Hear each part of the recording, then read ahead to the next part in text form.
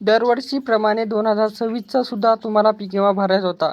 पण पीक कर्ज या अटीमुळे शेतकरी पीक विमा भरत नव्हते. तर शेतकरी मित्रांनो, अत्यंत आनंदाची बातमी आहे. कारण की जो काही तुमची अट होती ती आता बदलण्यात आली. कशाप्रकारे बदलण्यात आली पाहूया.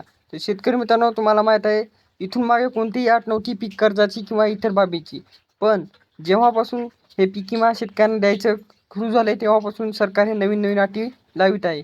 त्यामुळे कोणत्याच शेतकरी पीक विमा भरत नव्हते. फक्त नांदेड, हिंगोली, परभणी या जिल्ह्यातील बहुतांश शेतकऱ्यांनी पीक विमा भरला होता.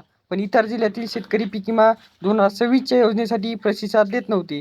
त्यामुळे सरकारला मागणी केली होती की ही योजना म्हणजे की हे बदल करण्यात यावा की पीक विमा कर्ज म्हणजे की कर्जाची अट आहे ती अपूर्ण करण्यात टाकण्यात यावी किंवा की पीक कर्जामुळे शेतकऱ्यांना पीक विमा मिळणार नव्हता जरी पात्र असाल तरी पण.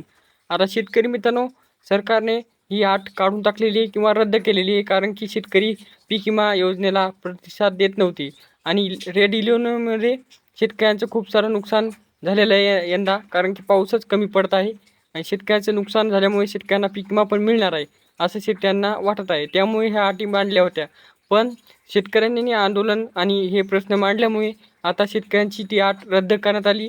त्यामुळे बहुतांश शेतकऱ्यांना सांगू इच्छितो, 31 मार्चपर्यंत आपले 31 जुलैपर्यंत आपल्याला तारीख दिलेली आहे. ह्या तारखेमध्ये तुम्हाला पीक विमा भरायला जमणार आहे आणि पीक विमा भरून घ्या, कारण की जी काही पीक कर्ज अट होती ती रद्द करण्यात आली. तुम्हाला पीक कर्ज काढलं असलं म्हणजे की तुम्ही बँकेकडून, तर तुम्हाला पीक विमा मिळणार नव्हता.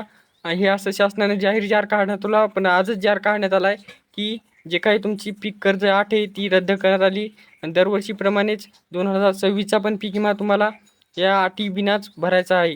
जरी तुम्ही भरला असेल तर आनंदाची गोष्ट आहे, पण भरला नसेल तुमच्यासाठी आनंदाची बातमी, आता पण भरू शकता, कारण की 31 जुलैपर्यंत तारीख आहे.